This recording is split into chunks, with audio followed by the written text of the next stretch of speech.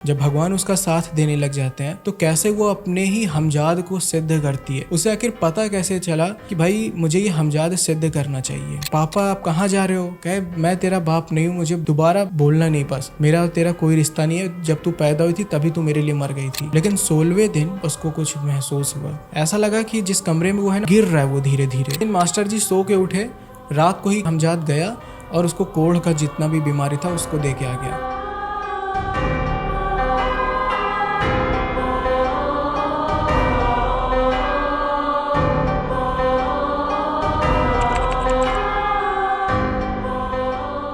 हाँ भाई, एक किस्सा तो है मेरे पास जी और मैं गारंटी देता हूँ कि ये टॉपिक जो मैं बताऊँगा अब, ये लोगों को ना बहुत पसंद आएगा।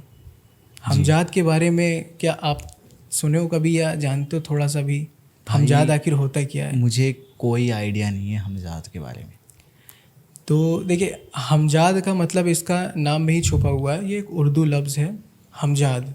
हमजाद का मतलब होता है छाया पुरुष। हिंदी में इसका मतलब होता है छाया पुरुष या खुद का ही अक्स, खुद की परछाई, उसको सिद्ध करना। यानी आप खुद को ही सिद्ध कर रहे हो, खुद को ही सिद्ध कर रहे हो, अपनी परछाई को सिद्ध कर रहे हो। लोग कंफ्यूज ना हो कि हमजाद बोल देते भाई हमजाद और जिन एक ही होते हैं, लेकिन नहीं, ये दोनों के अंदर ज़मीन आसमान का अंतर होता है। हमजाद अलग होता है, जिन अलग होता है जी। तो ये जो हमजाद होता है, मैं बता रहा हूँ आपको, मेन जल्दी आपको समझ में आए अच्छे से जी। हमजाद एक तरीके, ये 41 दिनों का ये चिल्ला होता है, यानी 41 दिनों का ये पूरा साधना का ये क्रिया होता है। 41 दिनों के अंदर इसको सिद्ध किया जाता है। इसमें आपको क्या करना होता है कि जब भी इसको सिद्ध किया जाता है, आपको खाली रूम में होना चाहिए, किसी को पता नहीं होना चाहिए कि आप कर क्या रहे हो। लेकिन अगर ये किसी को पता चल गया कि आप हमजाद को सिद्ध कर रहे हो तो वो आपको कभी सिद्ध होगा ही नहीं। तब आगे की जो क्रिया है, मैं स्टार्टिंग में उसको नहीं डिस्क्लोज़ करना चाहता, मैं कहानी के थ्रू ही अब आपको मैं बताऊंगा जी। और ये कॉन्सेप्ट भी अलग है। हमजाद तो पता है कितने लोगों को भाई मानते हैं कि रियल है या नहीं है। देखिए, मुझे नहीं पता कि लोगों को यकीन होगा कि नहीं, लेकिन मुझे यकीन है कि भाई हमजाद होता है। और ये मैं क्यों बोल रहा हूँ, तो मेरे एक हैं दादाजी लगते हैं, वो मुस्लिम हैं, उनका नाम हारून है। उन्होंने जो सिद्ध किया है ना, वो मुझे बता रखा है। वो मेरे पापा के फ्रेंड के पिताजी हैं। अच्छा, तो वो इस रिलेशन से आपके दादाजी की तरह हैं वो? हाँ, एजेड हैं काफ़ी, वो 90 ईयर्स अबव है वो। और आप यकीन करोगे कि उनको ऐसी ऐसी सिद्धि पता है, ऐसी ऐसी स्टोरीज़ पता है रियल, कि मैं उनके पास कॉल करके पूछता ही रहता हूँ। मेरे पास रिकॉर्डिंग भी पड़ी हुई इनकी वॉइस की जो कहानियाँ, मैं उसको सुनता हूँ अलग से। तो उन्होंने मुझे बताया कि बेटा हमजाद होता है, खुद का छाया पुरुष होता है। तो जब भाई वो उन्होंने सिद्ध कर रखा है, उनको पता है, तो भाई मैं क्यों यकीन नहीं करूँगा। और उन्होंने मुझे 1-2 चमत्कार भी दिखाया उसका, तो इसलिए मैं यकीन करता हूँ। भाई आप भी होगे, जब तक मैं बोल रहा हूँ आपको यकीन नहीं होगा कि अरे भाई क्या बता रहा है, पता नहीं होता ही, कहीं ना कहीं आपके मन में डाउट होगा। लेकिन अगर मैं उसी की शक्ति अगर आपको दिखा दूँ तो आप यकीन करने लगोगे। तो मैंने जब वो चीज़ देखा ना, तो मुझे यकीन हो गया, इसलिए मैं बेधड़क आपसे वो चीज़ बता रहा हूँ उसके बारे में। जी भाई। तो ये कहानी एक किन्नर की है, और प्लीज़ आप लोग इसको ऐसा मतलब डिसरिस्पेक्टफुल वाला मत लीजिएगा। This is an only story. और यही बोलूँगा कि कैसे एक किन्नर के लाइफ में क्या क्या ऐसे पड़ाव आते हैं, और जो उसके लाइफ में जो दुख तकलीफ़ होता है, जब उसे कोई नहीं समझता, जब भगवान उसका साथ देने लग जाते हैं, तो कैसे वो अपने ही हमजाद को सिद्ध करती है। उसे आखिर पता कैसे चला कि भाई मुझे ये हमजाद सिद्ध करना चाहिए। तो आगे की कहानी में आपको पता ही चलेगा कि भाई कैसे हुआ। जी भाई। तो ये कहानी है किन्नर की, जिसका नाम लक्ष्मी था। उसके पिताजी जिस गांव में वो रहते थे, उस गांव में वो थे टीचर, मास्टर जी थे वो। उनकी काफ़ी इज्जत थी गांव में। अब उनकी जब औलाद हुई तो पता चला कि भाई ये तो किन्नर है। तो उन्होंने कहा कि मैं इसे जान से मार दूंगा, मैं इसे नहीं रख सकता। लेकिन एक माँ का जो दिल होता है, उनके लिए अगर कोई बच्चा अगर एबनॉर्मल भी पैदा होता है ना, तो कभी भी वो उसका कत्ल करने के लिए नहीं बोलेंगी। जी भाई मैंने ऐसे कितने सारे बच्चों को देखा है कि जो बेचारे एबनॉर्मल होते हैं, लेकिन उनकी माँ उनसे इतना प्यार करती हैं, पेरेंट्स भी देखा है, पिता भी इतना प्यार करता है। लेकिन कोई कोई होता है ना, ऐसे माता पिता भी होते हैं कि भाई उन्हें कैसा बच्चा हो गया यार, इसे जान से मार दो, नहीं लोग हंसेंगे। सबसे बड़ा प्रॉब्लम आता है लोग हंसेंगे, वो ये सोचते हैं कि इसको भी तकलीफ होगी आगे चल के, लोग मजाक उड़ाएंगे कि अरे जी। कैसा है भाई। तो वो चीज़ है। तो जब मारने की बात की तो उन्होंने बोला कि नहीं, हम तुम्हें मारने नहीं देंगे, ये चाहे जो भी हो। इतने सालों के बाद मास्टर जी का 5-6 साल के बाद औलाद हुई, वो भी किन्नर। इससे बड़ा तकलीफ़ और क्या हो सकता है।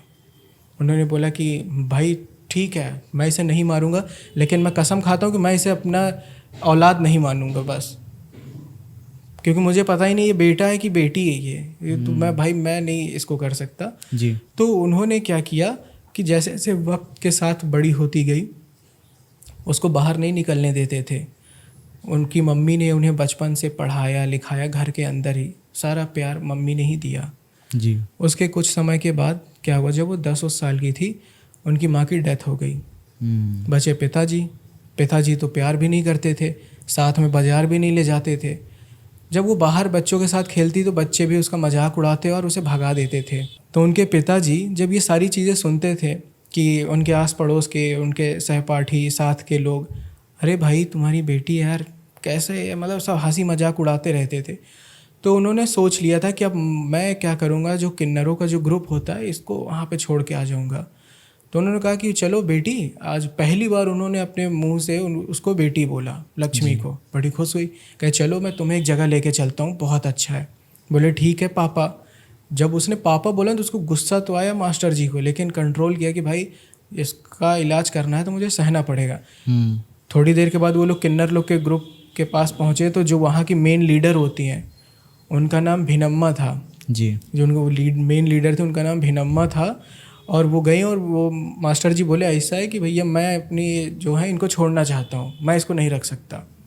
इतना बोल के जब वो जाने लगी तो हुआ ये कि पापा आप कहाँ जा रहे हो। कहे मैं तेरा बाप नहीं हूँ, मुझे बोलना दोबारा बोलना नहीं, बस मेरा और तेरा कोई रिश्ता नहीं है। जब तू पैदा हुई थी तभी तू मेरे लिए मर गई थी, लेकिन तेरी माँ की वजह से मैंने तुझे पाल पोस के इतना बड़ा किया। जब वो बहुत रोई, फिर वो किन्नर भाई बोली कि भाई देख, तेरी ज़िंदगी और हमारी ज़िंदगी एक है, धीरे धीरे तुझे आदत हो जाएगी इन सब चीज़ों की।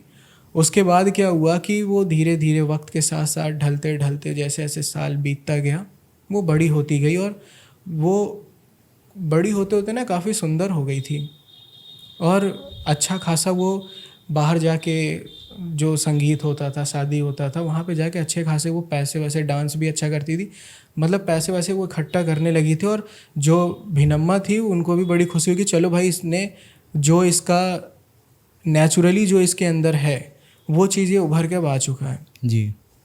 लेकिन ये उस गांव में नहीं कभी गई जिस गांव से ये बिलोंग करती थी, क्योंकि उस गांव से इसको नफ़रत हो गया था। क्योंकि इसके पिताजी जैसे जैसे बड़ी होती गई, समझदार होती गई, तो वो समझ गई कि मैं इस तरीके हूँ, इसलिए मेरे पिता ने मुझे धुतकार दिया और मुझे इस तरह यहाँ फेंक दिया। जी भाई। इसलिए वो अपने पिताजी से भी नफ़रत करने लगी। लेकिन अब उसको पता नहीं क्या हुआ कि वो कोई मेला था उस गांव में, वहाँ पे गए ये लोग किन्नरों लोगों का ग्रुप, और उसी मेले में ही उसने एक दुकानदार से लड़ाई झगड़ा, कुछ बहस हो गया। पैसे वैसे नहीं दिए, बोलते हैं ना कोई किन्नर आते हैं, पैसा तो इतना दे, नहीं तो मैं ये कर दूंगी वो कर दूंगी, भाई मुझे 5,000 चाहिए, उससे 1 रुपये कम नहीं लूँगी, कुछ कुछ होते हैं। तो उसने बोला तो, लेकिन वो ऐसी नहीं थी। जो रियल किन्नर होते हैं ना, आपसे कभी भी आपका दिल दुखा के या आपसे जिद करके कभी पैसा लेंगे ही नहीं। अगर आपकी खुशी, आप 10 रुपये दो ना, वो खुशी से वो ले लेंगे, आपको आशीर्वाद देंगे। ऐसा नहीं है कि हाँ उनका पैसों से मोल है उनका आशीर्वाद का, कि 10,000 दो तभी हम तुम्हें आशीर्वाद देंगे, अच्छा ऐसा नहीं। तो उसने क्या किया कि बस एक लिपस्टिक और नेल पॉलिश लेने के लिए छोटी सी दुकान पे गई अपने ही पैसों का। तो वो आदमी बोला कि ऐसा कि मैं तुमको नहीं बेचना चाहता अपना सामान। कहे क्यों? कहे तुम दूसरों का दिल दुखा के और ये सब करके तुम पैसा, वही पैसा अब तुम मेरे को दोगी और सामान लोगी उसका, तो भाई मैं तुम्हें नहीं देना चाहता। इसी में ही बहस हो गई। उसी में ही मास्टर जी थे, सब्जी ले रहे थे, और उसी में एक जान पहचान का एक बूढ़ा आदमी था। कह अरे ये तो मास्टर जी की लड़की है।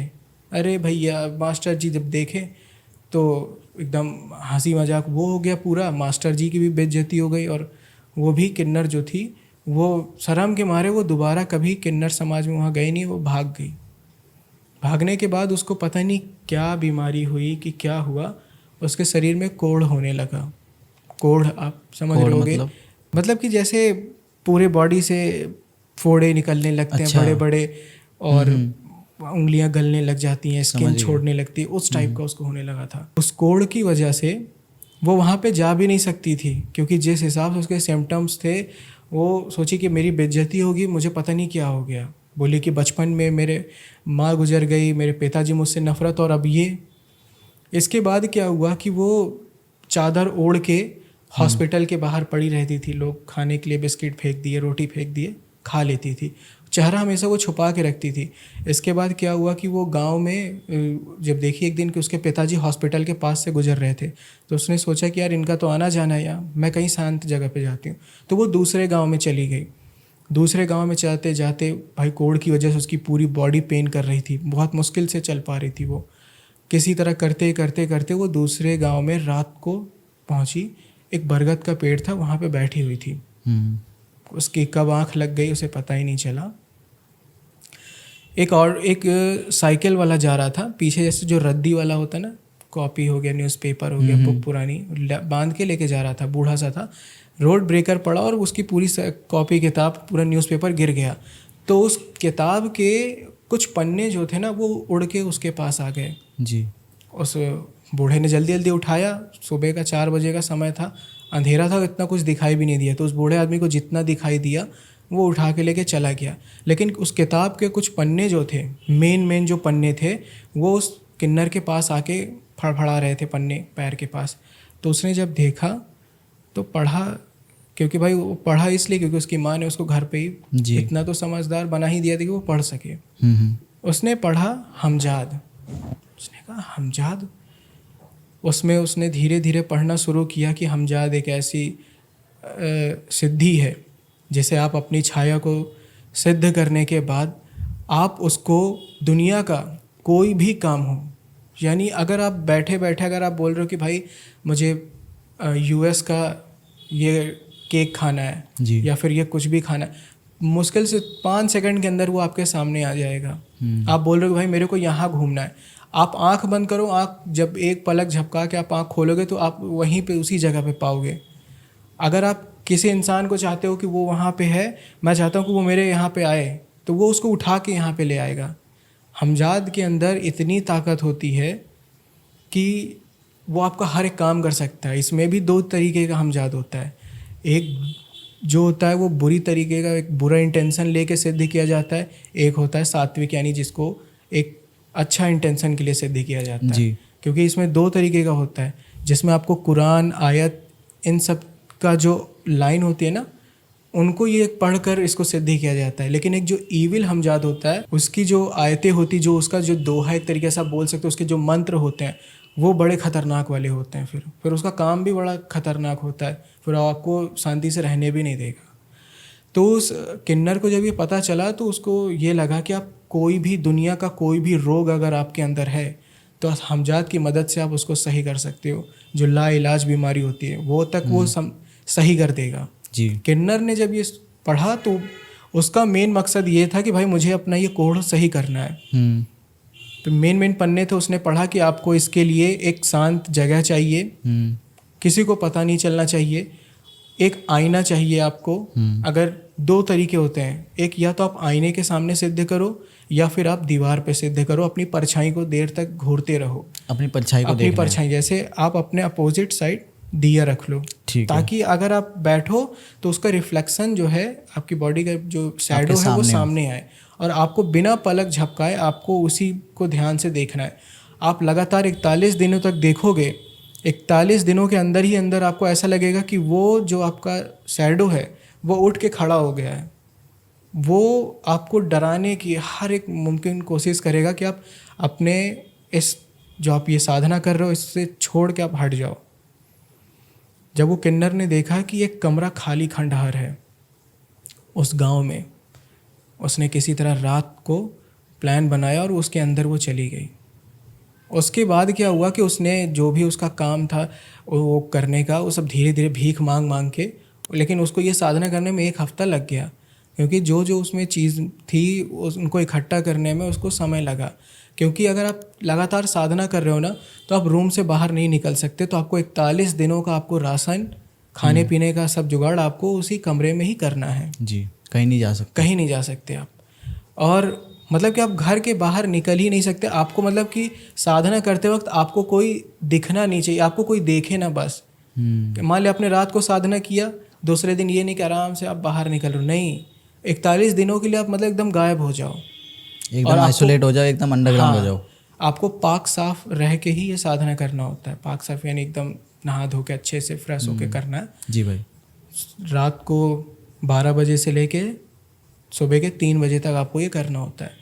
तो किन्नर ने वैसा ही किया, धीरे धीरे धीरे 41 दिनों तक का था ये। तो 10 दिन गुजर गए, कुछ नहीं हुआ। 15 दिन हो गया, फिर भी कुछ नहीं हुआ। किन्नर का अब हौसला टूटने लगा कि यार कुछ होता भी है या नहीं, कि मैं फर्जी कर रही हूँ इतना। लेकिन 16वें दिन उसको कुछ महसूस हुआ। ऐसा लगा कि जिस कमरे में वो है ना, उसको वो खप्पड़ टाइप का था, वो ऐसा लगा कि गिर रहा है वो धीरे धीरे। उस किताब में लिखा था कि आपको हमजाद डराने की हर मुमकिन कोशिश करेगा, लेकिन आपको अपने हिसार से बाहर नहीं निकलना। हिसार इन द सेंस कि जो आपका जो गोल घेरा बना हुआ है, आपको एक प्रोटेक्शन के लिए गोल घेरा बनाना पड़ेगा, आपको वहाँ से बाहर नहीं निकल सकते आप। तो वो कंट्रोल की, फिर थोड़ी देर बाद सब शांत हो गया। लेकिन फिर कुछ दिन के बाद क्या हुआ कि जो हमजाद है वो आपके किसी भी रिलेटिव का भी रूप लेके आपको इमोशनली ब्लैकमेल करके हिसार से बाहर निकालने की कोशिश करेगा। तो उसने क्या किया कि मास्टर जी का रूप लिया और उसको गुस्से से बोले, अरे तू तो नाजायज़ है, तू मतलब कि मैं तेरा बाप नहीं हूँ, तू अपनी माँ को खा गई, तू अपनी करनी भोग रही है, जो तुझे कोड़ हो गया, ये है वो है, तू कुछ नहीं कर सकती, तू ऐसे ही तड़प तड़प के मरेगी। अब वो अंदर से रो रही थी, उसका दिल टूट रहा था, सोच रही थी छोड़ छाड़ के मैं भाग जाऊँ, मर जाऊँ। लेकिन उसके माइंड में तुरंत आया, नहीं नहीं, ये हमजाद की चाल हो सकती है, मेरे पिताजी को कैसे पता। फिर वो मन को शांत करने के फिर करने लगी। इसी तरह करते करते वक्त धीरे धीरे गुजरता गया। लेकिन लास्ट वाले दिन, बोलते कोई भी आप साधना करो, लास्ट वाला दिन इतना खतरनाक होता है ना कि वो जीने मरने वाला काम होता है। लास्ट दिन क्या हुआ, 41वें दिन हमजाद का वो दूसरा रूप उसमें आया, हाथ में उसके तलवार थी। उसने बोला कि तू ये साधना जो तू कर रही है, ये अमल जो कर रही है, तू इसको छोड़ दे, अपने हिसाब से तू चुपचाप चली जा, नहीं तो मैं तेरा ये जिस्म जो है ये तेरे धड़ से अलग कर दूंगा। तो ये जब सुना और एकदम डेंजर लग रहा था हमजाद, फिर भी वो हार नहीं मानी। उसको ऐसा लगा पूरा घर हिल रहा है, अजीब अजीब सा शोर आ रहा है, खूब लोग कोई दर्द में चीख चिल्ला रहे हैं। फिर वो हार नहीं मानी और वो फाइनली उसने हमजाद को सिद्ध कर लिया। सिद्ध करने के बाद हमजाद कुछ शर्त रखता है। कोई भी एंटिटी है, कर्ण पिशाचनी हो गई, योगिनी हो गया, कोई भी एंटिटी है, आपसे शर्त रखती है कि आप उसे किस रूप में सिद्ध करना चाहते हो। तो हमजाद है तो भाई हमजाद आपके ही रूप में सिद्ध होगा। लेकिन जो ऐसी फीमेल एंटिटी होती हैं, माँ, बहन, प्रेमिका, ये 3 चीज़ों में सिद्ध किया जा सकता है। तो हमजाद ने बोला कि सबसे पहला शर्त कि तुम ये बताओ कि तुम मुझे कितने साल के लिए तुम मुझे सिद्ध करना चाहते हो, अपने काबू में करना चाहते हो। तो जो किन्नर था उसने बोला कि मैं 100 साल तक तो भाई जीऊँगा ही, मैं 100 साल तक तुम्हें अपने को सिद्ध करने के लिए बोलता हूँ कि तुम 100 साल तक तुम मेरे साथ रहोगे। फिर उसके बाद दूसरी शर्त ये किन्नर हमजाद ने बोला कि तुम हमेशा पाक साफ रहोगे। पाक साफ अंदर से, हाँ, हमजाद ने बोला कि तुम मुझे तभी बुला सकते हो जब तुम पाक साफ रहोगे, नहा धो के एकदम फ्रेश, कोई गंदी चीज़ या फिर कोई ऐसा तुमने कुछ ना किया हो। तीसरी चीज़ कि तुम्हारे अलावा मुझे कोई नहीं देख सकता। बाकी तुम मेरे से कोई भी गलत काम मत कराना, कोई ऐसा काम मत कराना कि जो अल्लाह पाक को या फिर ऊपर वाले को कि बुरा लगे। ठीक है भाई, चाहे हमारा हिंदू धर्म का कुछ हो, चाहे मुस्लिम धर्म का, हम बुरे कर्म जिससे कराएंगे भाई हमारे ऊपर भी इम्पैक्ट बुरा ही पड़ेगा, ये सब जानते हैं। तो हुआ ये कि उसने बोला कि ठीक है, मुझे सारी शर्तें मंजूर है, मेरा सबसे पहला ये काम है कि पहले जो तुम मेरे बॉडी में पूरा कोढ़ देख रहे हो मुझे सही करो, बस सबसे पहला काम। उसने बोला ठीक है। उसने आंख बंद किया, बोला आप कुछ चंद सेकंड आप वेट करिए। उसका देखा उसकी पूरी बॉडी से उसका कोढ़ ख़त्म, एकदम अच्छी हो गई, एकदम उसको लगा कि हाँ मेरी बॉडी एकदम नया जिस्म आ गया। इसके बाद क्या हुआ कि वो वापस अपने किन्नर लोगों के ग्रुप में गई।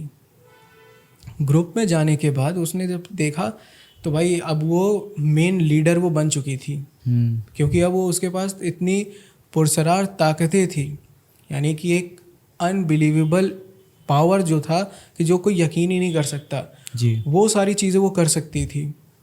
अब क्या हुआ कि जितने भी किन्नर थे उसका नेचर बड़ा अच्छा था, लक्ष्मी किन्नर जिसका नाम था, बड़ा अच्छा नेचर था, वो सभी लोगों की मदद करती थी। उसने सोचा कि मेरा पिता जो है उसने मुझे इतना सताया, इतना वो किया, लेकिन मैं इसे नहीं छोड़ूंगी।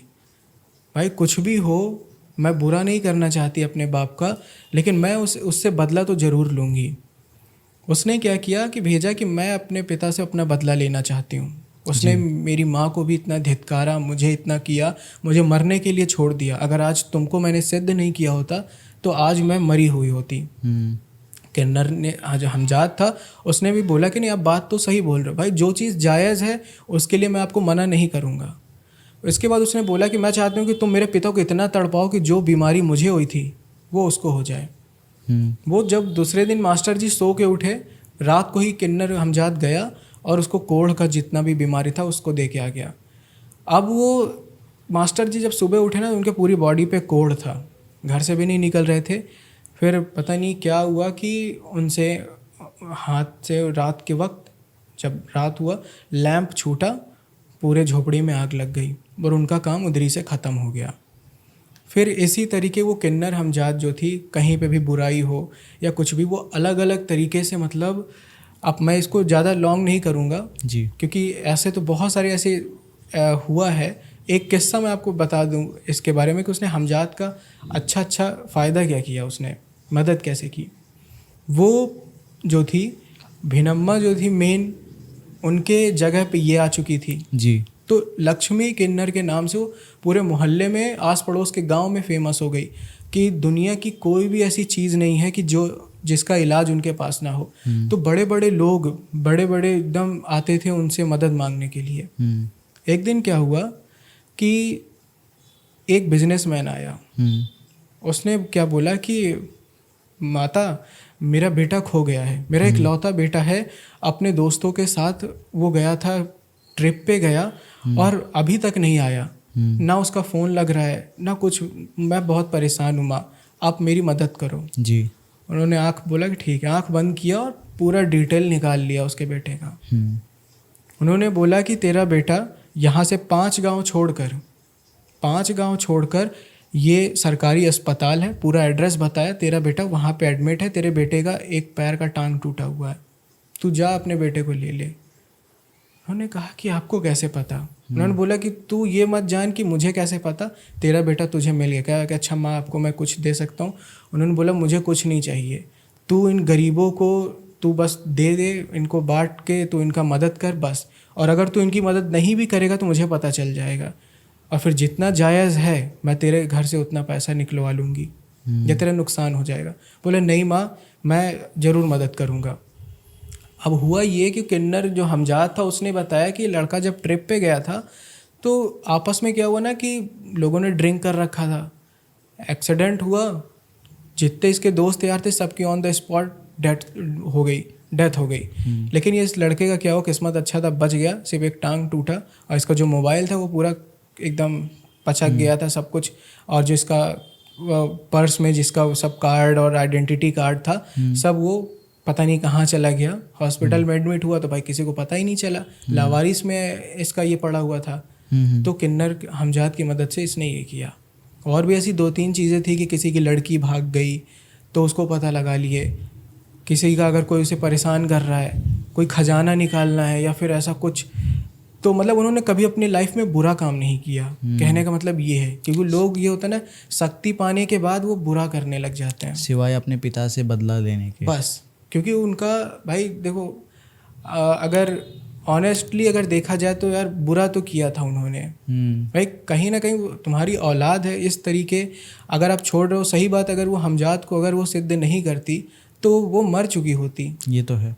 तो भाई उसका बदला लेना जायज़ था। तो इसी तरीके करते करते 100 साल उनके बीत गए और फिर वो हमजाद भी उनको छोड़ के चला गया और फिर उनका भी अंत हुआ। लेकिन ये है कि मरने के बाद भी उनका नाम इतना प्रसिद्ध हुआ कि भाई वो अपना रहने लगी।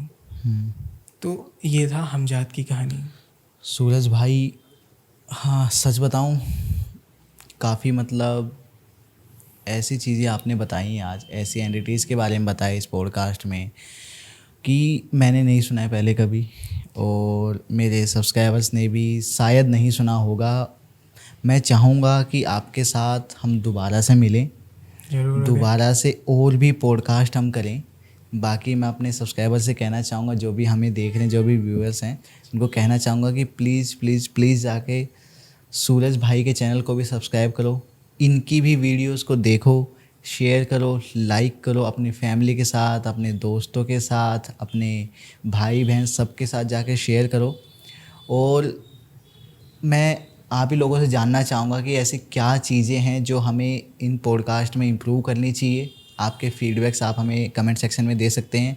सूरज भाई को जब आप अगली बार देखोगे तो इनसे क्या जानना चाहते हो, आप किस बारे में सुनना चाहते हो, उन एंटिटीज़ के बारे में बता सकते हो। आप अपनी खुद की स्टोरीज़ हमारे साथ डायरेक्टली शेयर कर सकते हो या सूरज भाई के पास भी शेयर कर सकते हो, ताकि हम उनको लोगों के सामने लेके आ सकें। ज़रूर ज़रूर। बस मैं एक छोटा सा बात बोलना चाहूँगा जी कि देखिए इस टाइम क्या है कि देखिए हॉरर स्टोरीज़, पॉडकास्ट, ये सारी चीज़ें तो हैं, लोग देखते हैं और इतने समझदार हैं ये लोग, फिर भी देखिए हर किसी को यकीन दिलाना, ये चीज़ देखिए हमें किसी को यकीन नहीं दिलाना है, क्योंकि ऐसी बहुत सारी चीज़ें होती हैं ना कि कुछ लोग मानते हैं, कुछ लोग नहीं मानते हैं। तो मैं बस इतना कहना चाहता हूँ कि जो चीज़ रियल है, जो हमें पता है, जो मुझे पता थी, वो मैंने आप लोगों के साथ, आपके साथ शेयर किया जी। बाकी मैं ऐसा कोई प्रोफेशनल नहीं हूँ, तो अगर कोई भी मतलब स्टार्टिंग से लेके एंड तक अगर कोई भी गलती हुई हो तो उसके लिए मैं सॉरी बोलना चाहूँगा। और ये आप लोगों का प्यार है भाई, इसमें मेरी कोई मेहनत नहीं, ये आप लोगों का प्यार है कि मैं इस मुकाम पे पहुँचा कि भाई विकास भाई ने पर्सनली मतलब पॉडकास्ट के लिए इनवाइट किया मुझे, तो ये आप लोगों का ही प्यार है और कुछ नहीं। तो अगर कोई भी गलती हो या फिर विकास भाई के अंदर या मेरे अंदर कि भाई आप ये इम्प्रूव करो, तो भाई आप हमारे अच्छे के लिए ही बोलोगे। तो अगर आप लोगों को लगता है कि हमें इम्प्रूव और करना चाहिए, क्या करना चाहिए, तो आप बेझिझक आप बोल सकते हो। तो बस यही बोलूँगा, बाकी कोई भी गलती हो यार तो फिर एक बार लास्ट टाइम सॉरी। हमारे जो सब्सक्राइबर्स हैं, जो भी व्यूअर्स हैं, काफ़ी समझदार हैं और ये हमें हमेशा ही फीडबैक्स देते रहते हैं। काफ़ी को हम कंसीडर भी करते हैं और काफ़ी होते हैं जिन्हें हमें थोड़ा सा इग्नोर भी करना पड़ता है। बाकी सूरज भाई, मैं आपको यही कहना चाहूँगा, बहुत बहुत बहुत बहुत धन्यवाद आपका कि आप हमारे द यंग पॉडकास्ट के सेट पर आए और बहुत सारी नॉलेज, बहुत सारी स्टोरीज़, और मैं कहूँगा काफ़ी लोगों के लिए ना एक थ्रिलिंग एक्सपीरियंस जो रोंगटे खड़े करने वाला होता है ना, जो लोग रात को लेट कर सुनते हैं कानों में एयरपोर्ट्स लगा के कि चलो कुछ सुनते हैं, कुछ नया आया होगा, उनके लिए आपने एक नया कंटेंट भी दिया है। तो दोबारा से मिलते हैं सूरज भाई, जरूर। तब तक के लिए अलविदा, और भाई बहुत जल्द मिलते हैं।